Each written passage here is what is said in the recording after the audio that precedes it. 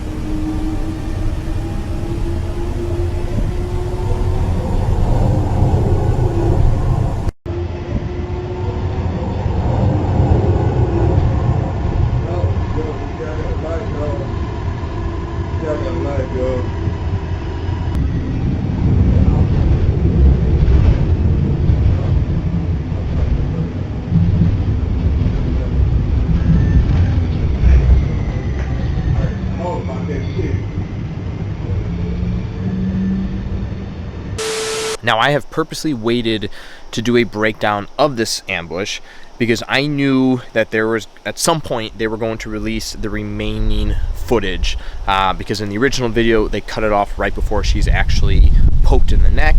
Since then, we now have the full footage of the attack itself, as well as everything that happens afterwards. So you can now essentially watch this entire event unfold from start to finish. So let's talk about it. I want to emphasize that this incident was an ambush, not an attack. In my opinion, if you are attacked, you have an opportunity to be able to actually protect yourself. You have a chance to de-escalate, to create some space, to access tools on you, to actually be able to defend yourself and fight back physically. When you're ambushed, you're caught off guard. You're caught with your pants down. Oftentimes, ambushes happen from behind where you do not see the strike coming. Ambushes are designed to give the aggressor, the attacker, the greatest chance of victory. So I don't care if you are an amazing fighter or one of the world's leading self-defense instructors, if you are ambushed, your chances of being able to successfully defend yourself are slim to none.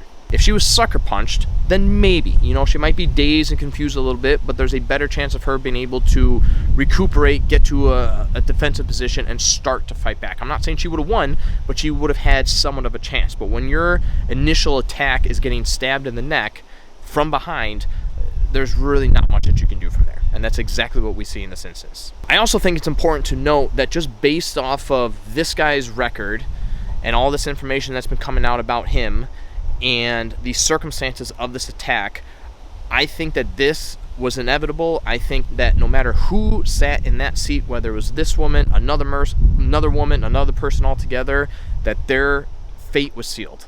Other things that you need to take into account about this incident is the fact that it happened on public transportation. So it's a confined space. She physically can't leave, so she can't run anywhere.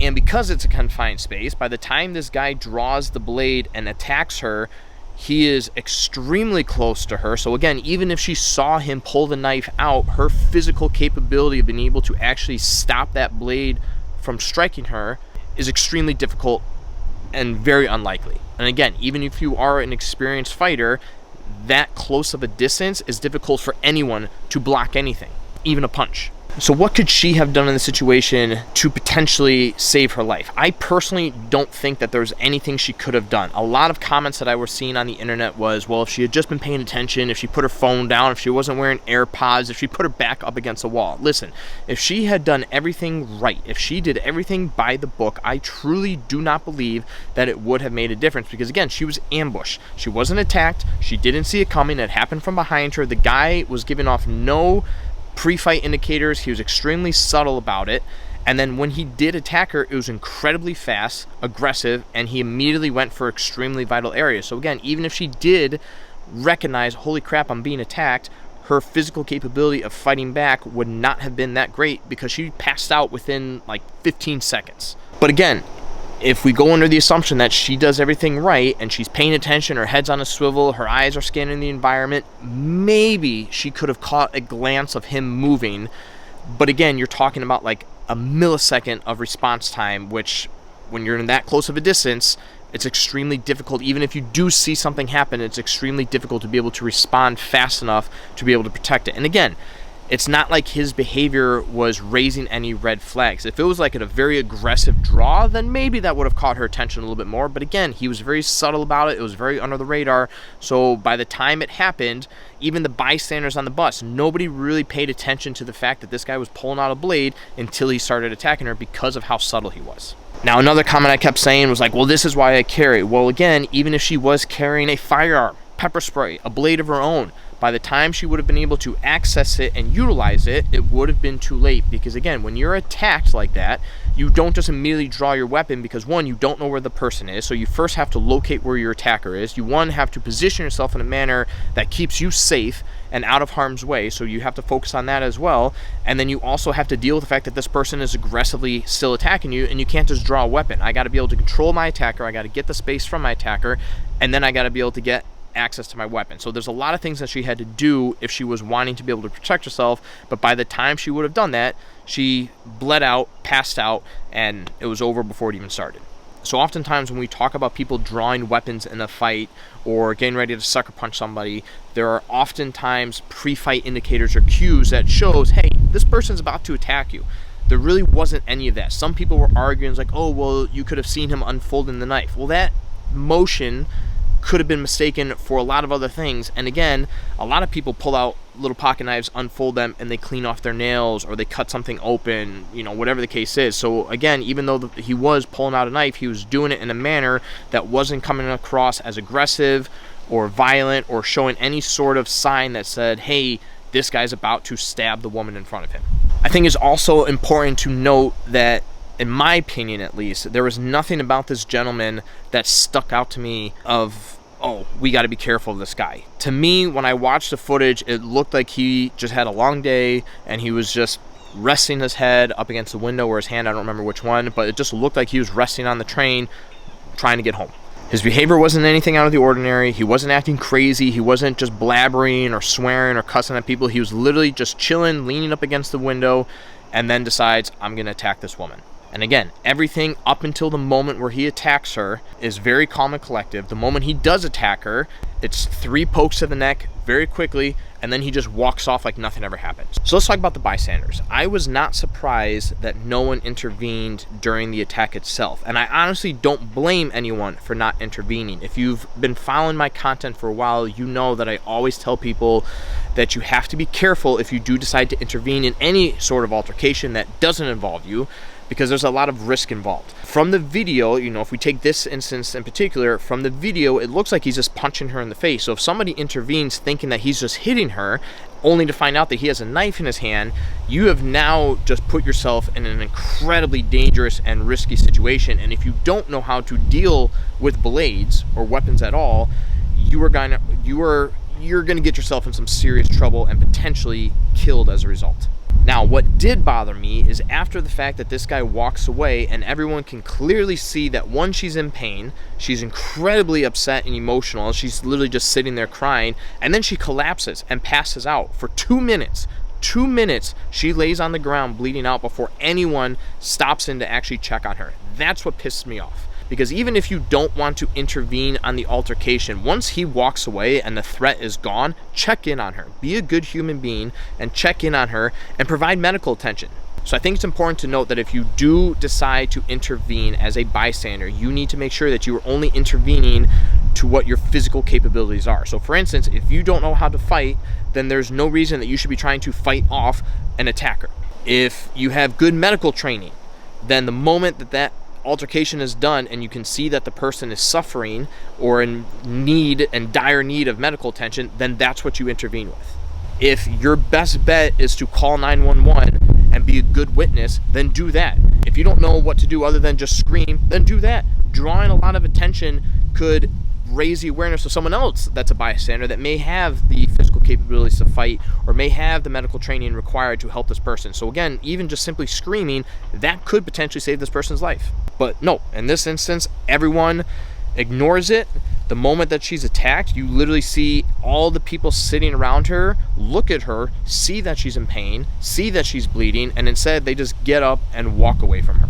2 minutes went by before somebody actually realized I should probably help this person. But by then it was too late. And honestly, what pisses me off even more about that is before this gentleman actually stepped in, there's people literally pointing at all the blood on the floor and the seats and literally pointing at her, but they still don't intervene. They don't call 911. They don't do anything to help until this guy does. If you're a bystander and you are carrying in this situation, my question to you is, would you have intervened and either demanded that this guy drops his blade and backs off?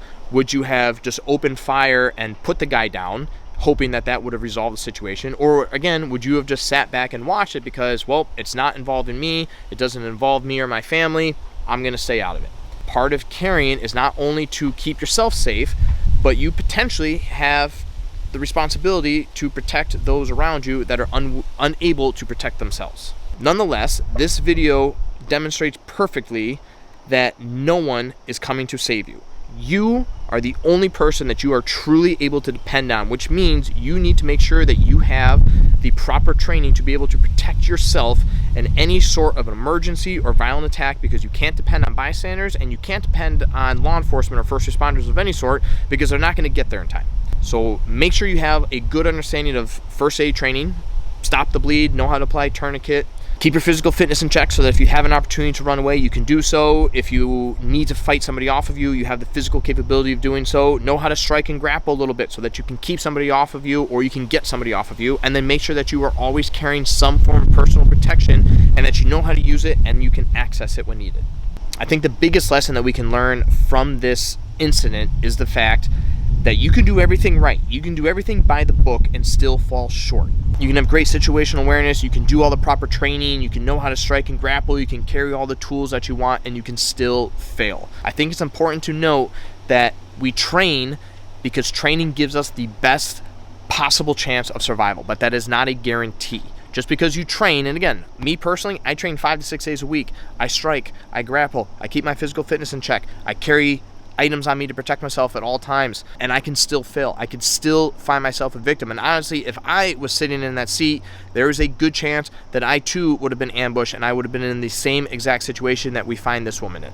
Now, I don't want you to look at this and be like, well, why even bother training? Just understand that training is not a guarantee of survival. Training is not a guarantee that you can survive every violent encounter out there. It just gives you the best possible chance of surviving. I think another important lesson that we can take away from this incident is the importance of profiling when you are out in public. And understand, this isn't a racial thing by any means. This is something that's going to be different for every single person. This is something that you are going to have to make judgment calls based off of where you live, the demographics of your area, the interactions that you've had with different types of people, and you are going to have to make judgment calls based off of whether you believe someone is safe or not. And it's going to be based off your own personal criteria, whatever that might be. But nonetheless, if you see someone that's giving you bad vibes, then you need to do something about it. Maybe that means you take the stairs instead of the elevator. Maybe you walk instead of taking public transportation. Maybe you wait for the next train. Whatever it is, though, that is something that's going to be different for every single person, and it's going to be decisions that you make based off of what will make you feel the safest.